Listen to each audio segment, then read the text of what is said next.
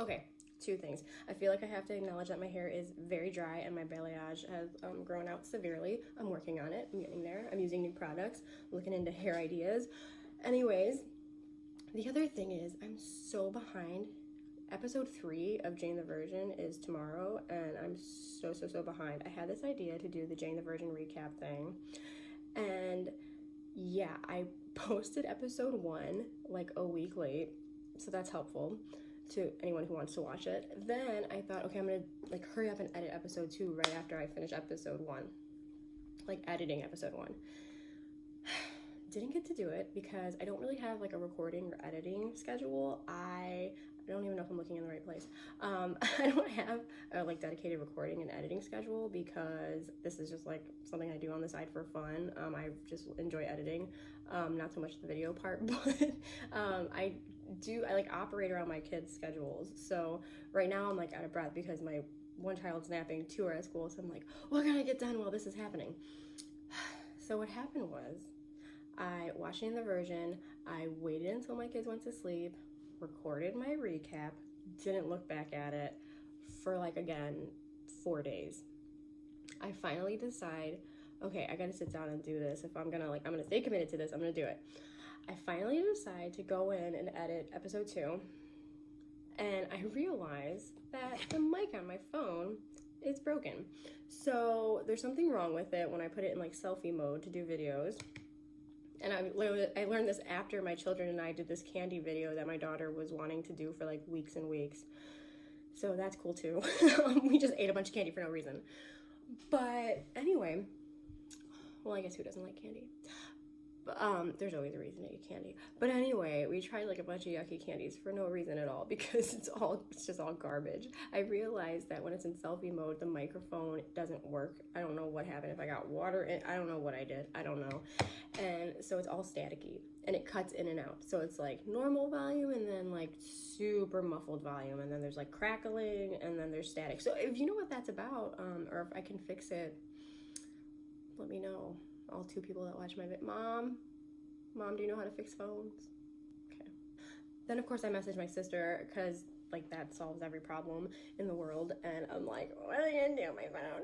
And yeah, she's like, well, that sucks. And then my husband's like, we'll call Verizon, and I'm like, but my video, I'm not gonna remember what happened on Jane because my brain is filled with so many other things like laundry and grocery lists. So girl stuff.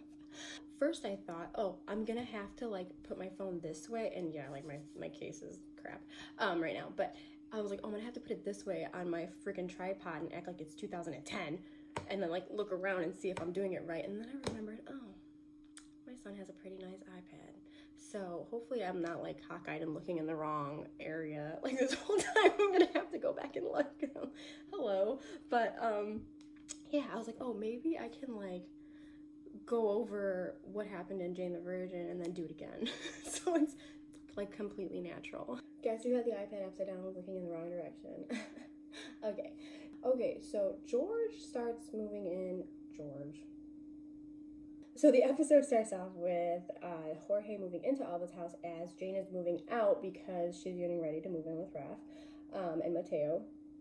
And I completely forgot that Jorge and Alba got married in, I guess, last season. I don't know why I forgot that, but I did. It was kind of like an afterthought, I guess, with everything else that's been going on, you know, Michael coming back from the dead and whatnot.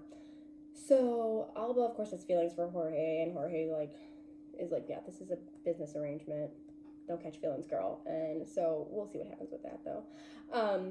And then Jane decides that she's going to make a color-coded calendar to schedule time to work with Jason so that it doesn't interfere with her relationship moving forward with Raph. So I think that's cool.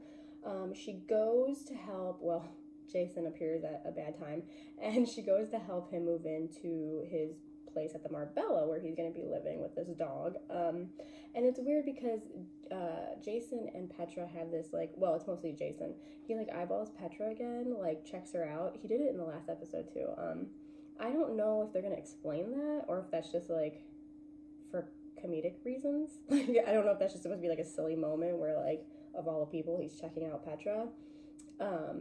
So yeah, I wonder if they're gonna do anything with that, like if like a memory sparks because of Petra or something. I don't know. Then we find out that Jane is indeed legally still married. They had to take some time to look into it because this is an unusual situation with her husband coming back from the dead and whatnot. She finds out she's still legally married. Raph wants her to get a divorce, and Jane decides that she is too Catholic to get a divorce. So she explains that it's just a no-no in the Catholic Church. She cannot get a divorce. She wants to wait. I believe it's an annulment or something, some type of thing like that, but it's going to take 6 months for that process to start. So Raph is like understandably annoyed. Then simultaneously she brings up the fact that it's time for Mateo to start CCD, which is religion classes for Catholic children that I'm not familiar with, but it sounds great. Rogelio starts on his new American television show, The Passions of Steve. Never understood the title of Santos or Steve, but okay. He starts his show with Brooke Shields, and I keep wanting to call her River Phoenix. Her name on the show is River something. River Fields? Yeah, I think it's River Fields and not Brooke Shields. Whatever. So he starts his new show with her, and he's all worried because, and this is kind of like an afterthought to me too. It's not like the most interesting part of the show to me, but he's all worried because one, he's afraid of leaving Zoe by herself. He feels guilty and he doesn't want her to be sick or alone or whatever, bored. But the other thing is he's worried about River having more lines and screen time than he has. So the two of them compete for like the writer's affection, and he keeps making like script changes and going back and forth, and they show all that. Blah, blah, blah. Then he decides he's going to hire Jason, aka Michael, as the amnesia consultant because he's currently dealing with amnesia, and so he hires him on to help his character, thinking that like it's gonna get him some kind of help, but it actually backfires and it shortens his lines to what? Which that part's kind of funny. So Jane continues to work with Jason, and it just doesn't seem like it's going well, like she's getting anywhere with him, and they go through a box of Michael's things, and like he just wants to pretty much toss everything, and Jane wants to save it, and so they kind of like get into an argument about a car because Jane, after Michael passed away, sold his car, and so Jason would now like the money for it, which is kind of a dick move, but okay. And then they come across like this shot glass, and Jason has this memory, and he goes on and on and on, and Jane feels like hope. It looks like Jane is feeling hopeful, but really she's like sad because the memory is like not something that happened. He's like remembering this time in like New Orleans, and she's like, I've never been to New Orleans, but okay. And then he realizes he was remembering a scene from NCIS, New Orleans. They also go to the police station and talk to the colleague of Michael's, I can't remember his name, that Jane like briefly tried to date. And they go through a box of his stuff from there, and they find this number, this long number, and of course that's going to come back, I'm sure, throughout the season, but they don't know what the number is. It's so funny because I feel like whenever I watch these episodes, I'm like, is it daytime or nighttime? Because I don't know, it seems like things happen, they show you what happens throughout a day, and what do you call it? It's like light where Jane is and dark where Raph is. That's like, what's happening? And then it goes back to like, Alba'S house, and it's daytime. Anyway, Louisa and Raph go to visit Rose in prison to find out why she induced, amnesia on Michael. They want to know why she did it. And she's not being terribly helpful because, she's Rose and she's in prison. But then Louisa decides to go back and talk to her alone. And Rose explains that she gave Michael amnesia because when she was masked as Eileen and hanging out with Louisa, she ran into Michael at a coffee shop, and she bent down because it's hot and sticky in Florida. I have no interest in being in Florida. I like Florida for like 2 days. But anyway, it's very pretty on the show. But so she bends down, and like her mask, and yes, I'm wearing my Twilight pajama shirt from the thrift store. So like a cool mom would. But her like mask from like right here starts to peel, and she was worried that Michael noticed, or if Michael later saw Louisa and Eileen together, that he would like put it together or something. So she panicked and very quickly thought of this elaborate plan to induce a fake heart attack and stage a fake funeral and give him amnesia and put him into like some sort of weird witness protection program. So, like you do. But she did say Louisa didn't want her to murder anybody, and she didn't murder anybody. She just gave him amnesia. So that was very nice, very good on Rose's part. But she explains that she also tells Raphael that they're never going to know what that number is. They're never going to figure it out. And something tells me they will. But I think that's pretty much all that happens at their visit. I mean, Rose tries to get Louisa back, which, you know, I'm sure that'll happen in time. But, yeah, then Raph goes outside and he calls Jane. And like usual, they don't tell each other what they're really thinking or feeling, because what's the fun in that? So they both say that everything's fine, even though, like, Raph's terrified that Jane is, like, gonna fall for Michael or leave him for Michael, and he wants to be reassured. And Jane has a revelation. I almost forgot this, like, major thing, because it's a week later. It's my fault.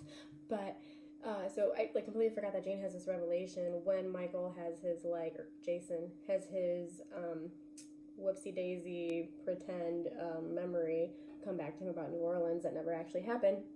She decides, like, she realizes that, she doesn't know how she's gonna feel if Jason becomes Michael again. Like, if he does get his memory back, if they do start having feelings for each other, like, what does that mean to her? So she kind of panics, and Zoe, thankfully, stops her from telling Raphael this at first, because she's like, think of, like, what you're saying and what this means, and, like, just think about it before you, like, go alert the masses. And I have to say that I'm finally so sick of, like, I love the will they, won't they. I love the back and forth. I live for that. I almost wish that The Office dragged Pam and Jim's thing out way longer, because once they started having kids, I'm like, this is boring now. But that's just me. I will say, though, now I finally had it with this back and forth crap. Get it together and get married and be done. Again, I would be okay if Jane the Virgin was, like, 2 or 3 episodes this. Oh, I said it on Twitter, not on video. But I would be okay if... yeah, like, this was, like, 2 or 3 episodes, and we just, like, went right for the wedding, okay? Like, I just want this to be done with. Just make it happen. Just solidify it some kind of way, please, because I cannot stand that anymore. I'm so sick of it. I'm so sick of them not sharing their feelings with each other. I'm so sick of Jane, like, just, like, oh, I don't know if we should. Well, maybe we should wait. Well, let me make a pro-con list about it. Like, no, just stop it. Stop it. Stop making Raphael wait. Stop dragging him along.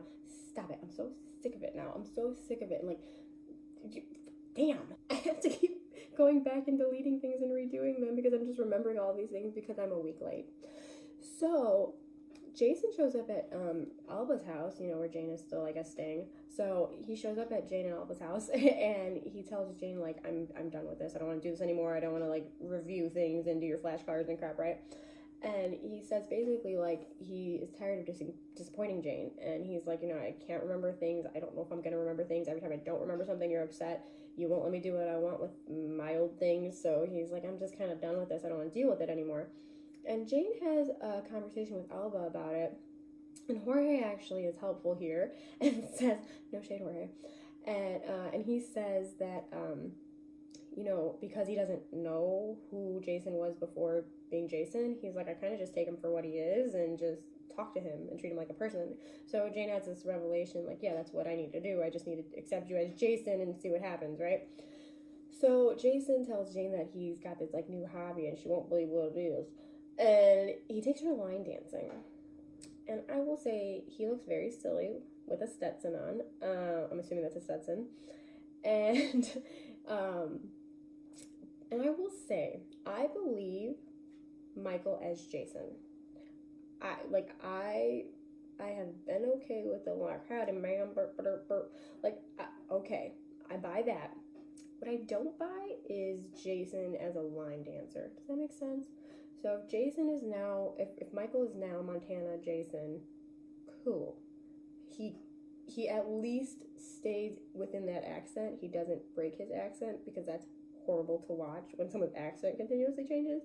Fine, I accept that. But I do not buy that Jason line dances, because he's very, like, monotone. He's very serious, but he likes to boot scoot boogie.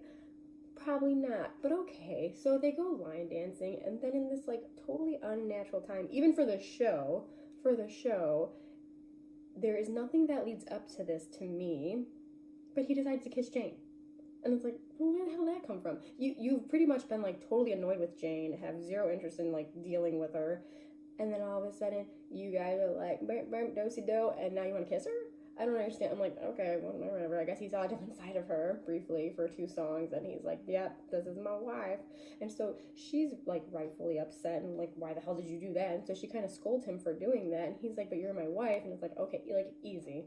You live in a hotel right now, and I'm with the father of my baby. So like, take a seat, Jason. She goes outside and she's like, I'm getting the car, like, we're cutting this night short, right? And she goes out and she calls Raphael. No, does she call him? Oh, no, I know, no, they do talk face to face. So, yeah, she goes, she talks to Raphael, says that they kissed, and he's like, oh, you know why he kissed you? Because you're his wife, and he thinks you're his wife. So, you want to fix that, Jane? Because it can be fixed. So she decides, you're right, I need to get a divorce. But before that, he's like, this Catholic thing is like, you can't use this Catholic guilt thing, like, this is crazy. And she kind of explodes and explains, like, it's not so much the Catholic guilt as it is she feels guilty that she's upset that Michael came back.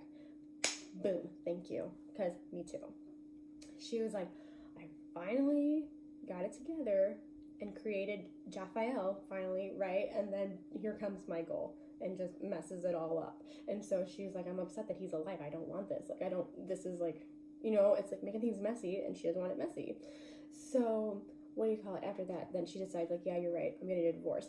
Also, somewhere in that mix of things, Jane is, like, very frustrated with the way things are. I think as she's waiting to find out if she's legally married. And then she goes and she's sitting with Mateo, and they're coloring. And, Mateo asks her if she's okay, because she's, like, visibly, like, stressed out and whatnot and frustrated. And so he asks if she's okay, and she explains, in children's terms, like, well, mommy's friend, blah, blah, blah. And Mateo explains that God has a plan. And don't worry, because there's a plan. And Jane was like, I don't feel like there is a plan, as most of us probably do feel. And so she has this, like, revelation that, like, yeah, I don't think you're, old enough to really understand and apply religion right now. So she's going to pull Mateo out of CCD as well. Okay, so we get 2 bombs dropped on us at the end of this episode, right?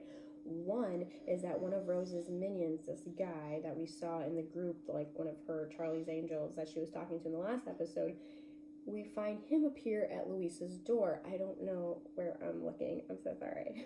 But he appears at Luisa's door in her, like, whatever apartment complex. First of all, don't you think, if you've been involved with, like, a crime lord, crime boss, and you have been involved in so many, like, you've just been surrounded by, like, murders and crime, and you've been kidnapped before, and all of these things that have been going on, don't you think you'd be a little more cautious? Don't you think you'd have security? Don't you think you look through that peephole real quick? She doesn't. Not only that, he shows up with a pie. So not only does she invite this stranger in, she eats the pie. She's gonna eat the pie. Now, don't get me wrong, I love pie, but why on earth, even if you've seen a Disney movie at the very least, would you take that pie? So, of course, door closes. We're gonna find out next episode, I guess, what happened to Luisa's dumbass.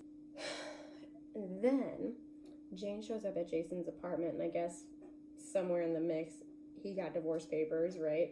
After she decided that she's going to go ahead with the divorce. She shows up at Jason's apartment, hotel room thing at the Marbella, at Penthouse, I don't know, fancy people stuff, and she asked if he signed the divorce papers, and he was like, oh no, my dog, whatever the dog's name is, my dog ate him. And so he claims that the dog chewed up the divorce papers, and she was like, okay then, thinking like, that's easy to solve, I'll just get you another copy, right? Wrong, because he closes the door, and after Jane walks away, we realize that he has the divorce papers, he just didn't want to sign them. And the show pretty much ends with Jason tossing the divorce papers in the trash. Like, we're given a quick clip for the next episode, and pretty much all they showed so far was that Jason asked Jane out on a date. So I'm like, great. I'm assuming it was Jane, right?